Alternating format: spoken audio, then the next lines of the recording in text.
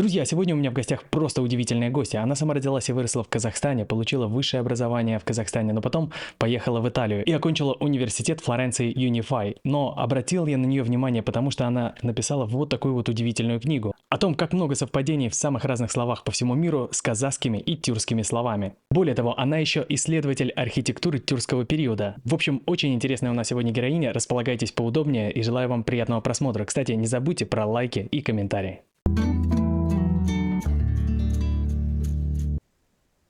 Құралай, қалайсыз? Жақсымын, рахмет, өзіңіз қалайсыз? Мен тамаша, рахмет. Про вас мы узнали благодаря вот вашей книге, которая попала мне в руки. Вот эта вот книжка, даже это, не книжка, это иллюстрация или вот такое пособие, да, для тех, кто изучает, например, казахский язык, вот, например, как я, очень наглядное, очень интересное для иностранцев. Вот также оказалось, что вы еще и занимаетесь архитектурой, то есть вот еще вот такая вот у вас книжка, где вы делаете анализ советской архитектуры вот в Казахстане и там отслеживаете мотивы тюркские, анализируете тюркскую архитектуру, а вообще вы архитектор, доктор наук, да?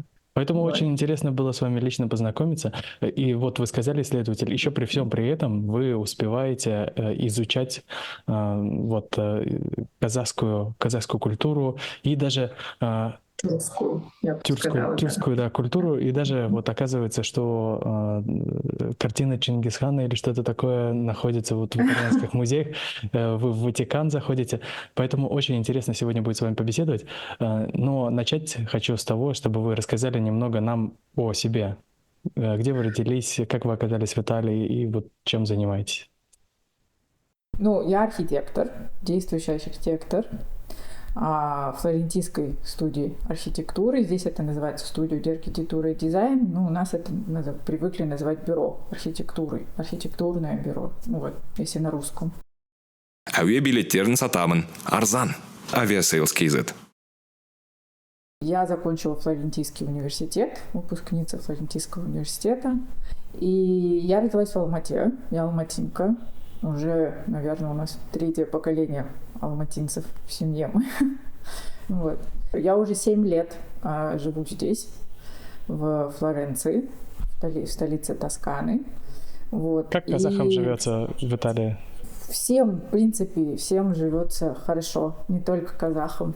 Во Флоренции, кстати, очень мало казахов. Я за все время почти не видела здесь казахов практически, кроме... если не считать моих родителей, мою семью, буквально, может, пару раз пересекалась как-то. Вот. А прям, которые здесь живут, именно во Флоренции, может быть, я просто не знаю, может, я не знакома. Я знаю много вот людей, кто живет за границей в разных странах, и вот они, несмотря на то, что живут там в Америке, там еще где-то, они остаются такими большими патриотами.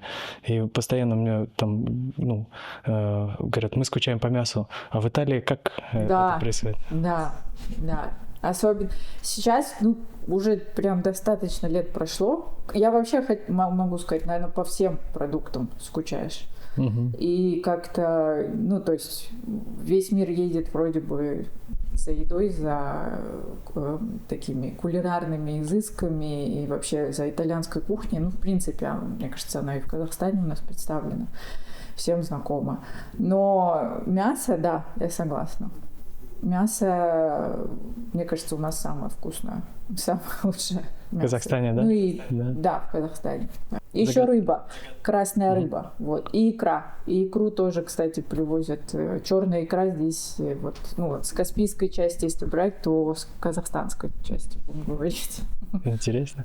В Италии, во Флоренции, как казахи согым заготавливают? Когда я первый раз рассказала, что казахи вообще едят конину,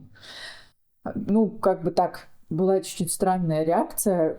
как можно конину, как можно вообще лошади есть, как это вообще в еде. Потом я привозила казе, там в офисе, на работе друзей угощала. И, ну, то есть, ну да, это вкусно, классно.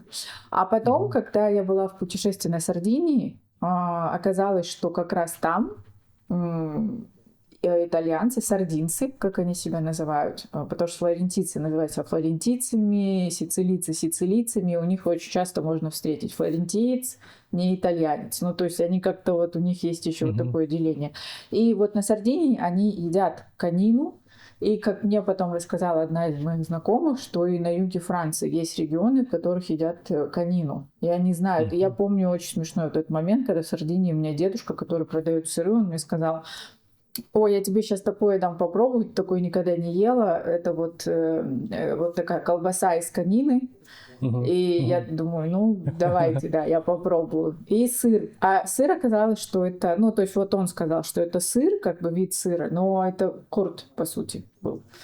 И вот он вот так вот мне это все, ну, то есть преподносил, как бы, что это вот только у нас, деликатес из Сардинии, только у нас это есть. Ну, мне было забавно. Я ему, конечно, рассказала, что это не только у них. Что это на самом деле все из Казахстана. Да, что это на самом деле наши рецепты, которые к ним как-то попали.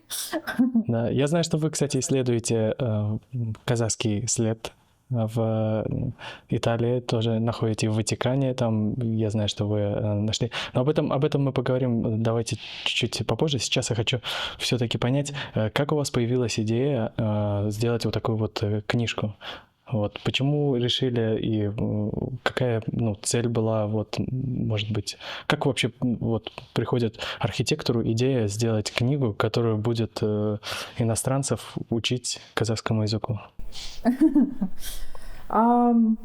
На самом деле это, наверное, у нас с детства такая игра была дома. Мама с нами как-то так играла, что она учила английский, когда мы еще были маленькими, и то есть она какие-то такие слова замечала. И потом мы стали в это играть, потому что мы пошли в школу, я, моя сестра, мы пошли в школу, и, естественно, наша школа в школе был углубленный английский. И как-то я вот стала все больше и больше находить вот эти, с детства. Но в детстве ты как-то просто вот говоришь об этом и, как бы не особо задумываешься, тебе это как игра. А мама за нами записывала эти слова. И у нее как бы там вот такой список был. И мне кажется, такая книга, это больше словарь, этимологический словарь. На самом деле я провела очень много исследований, я не лингвист.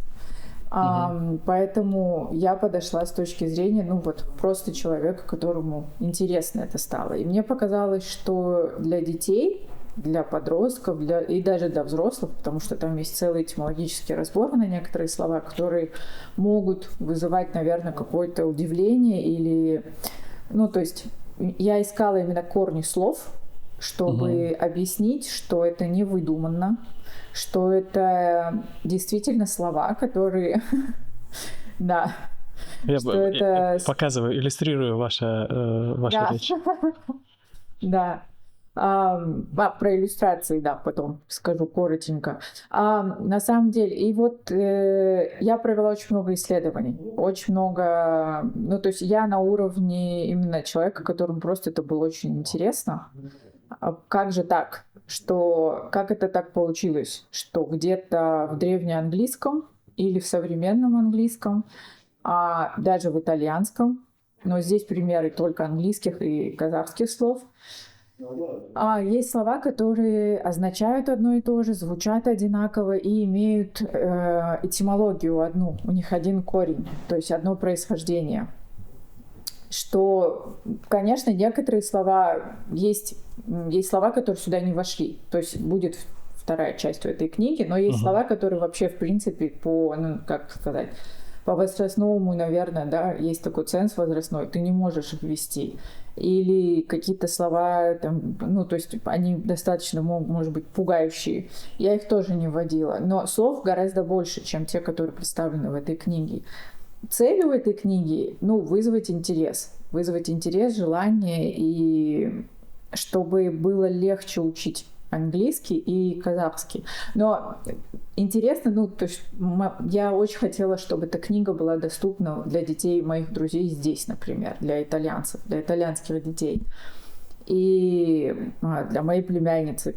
Она тоже, она говорит на итальянском и на немецком, поэтому у меня там есть перевод на турецкий, на итальянский, на русский, на украинский, чтобы это было максимально доступно, чтобы это было в такой в игровой форме.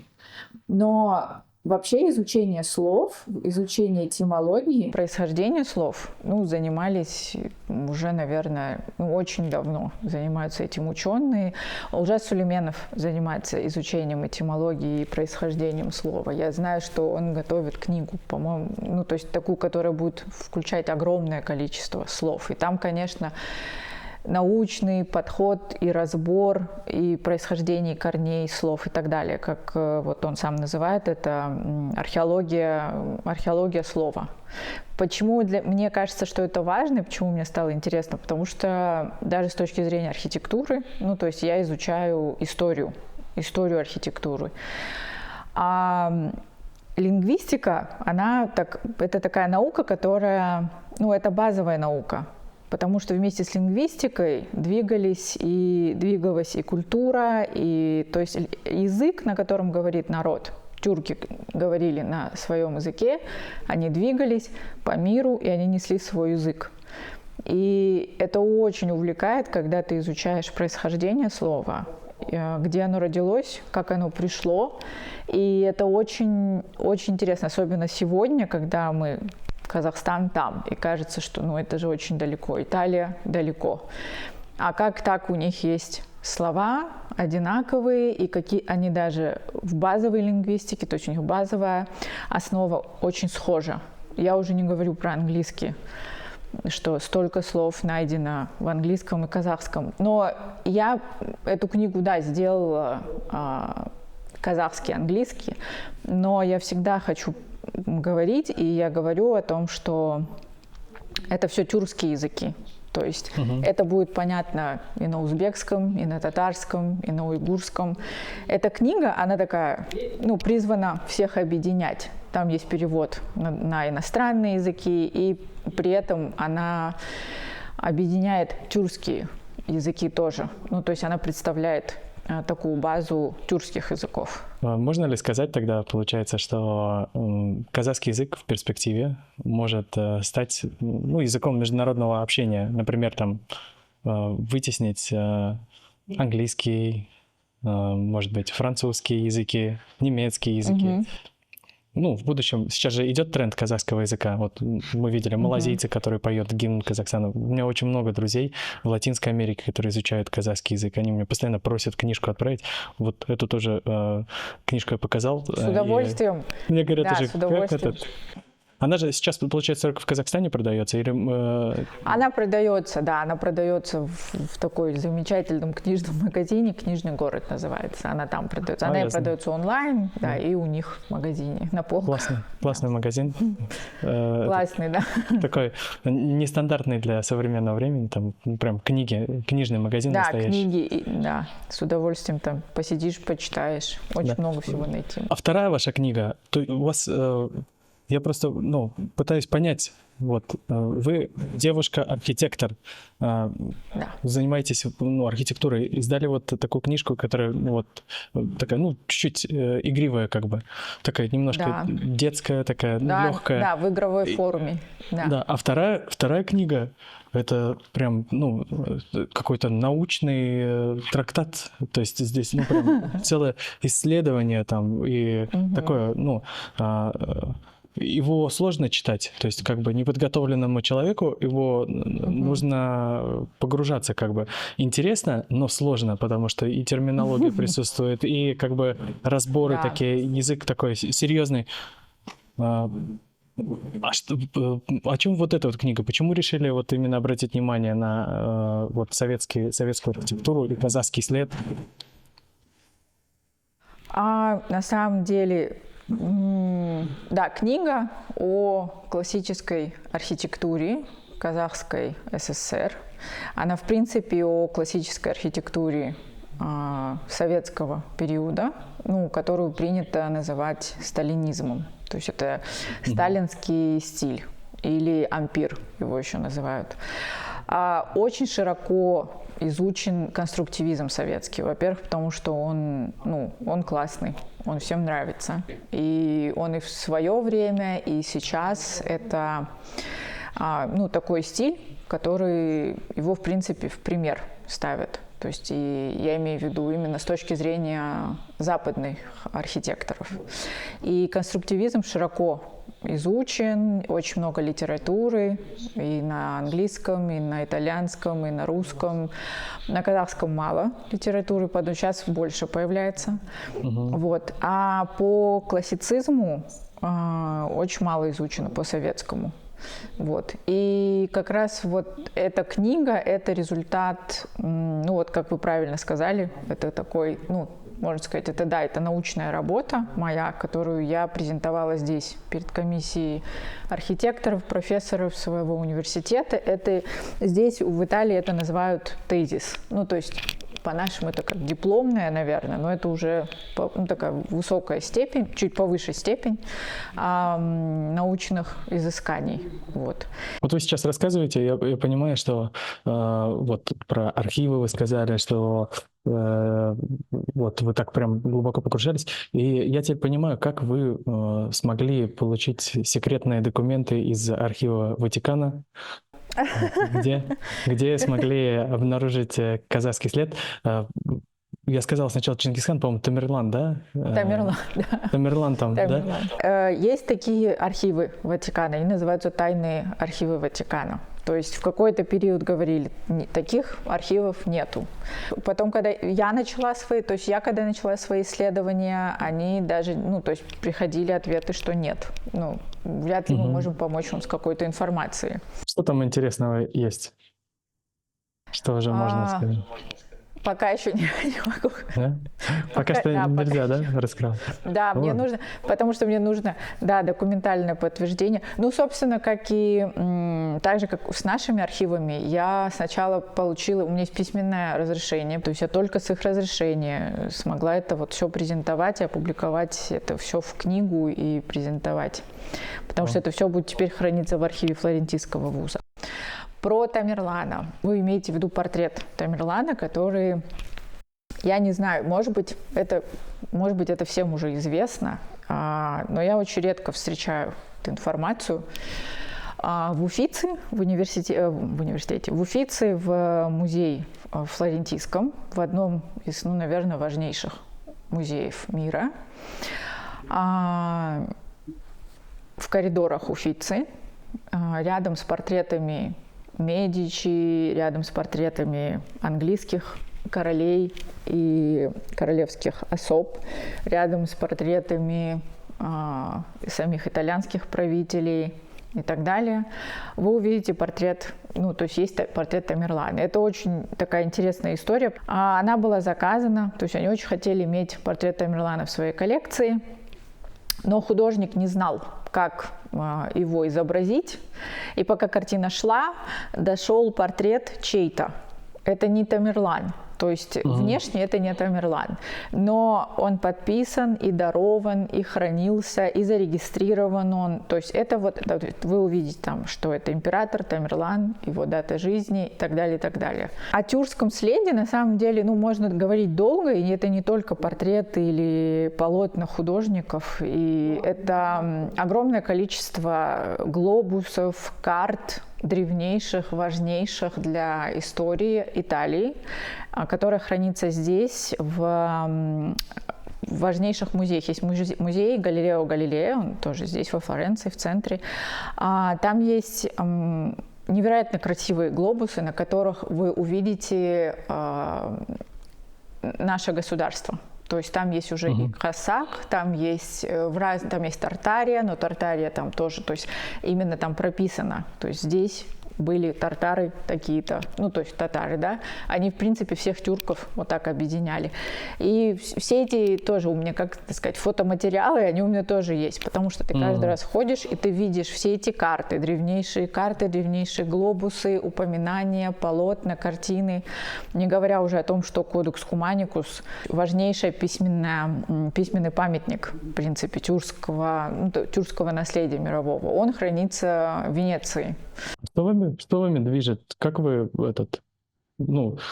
можно же спокойно работать, жить в Италии, чем заниматься, кушать ризотто, пасту, отдыхать,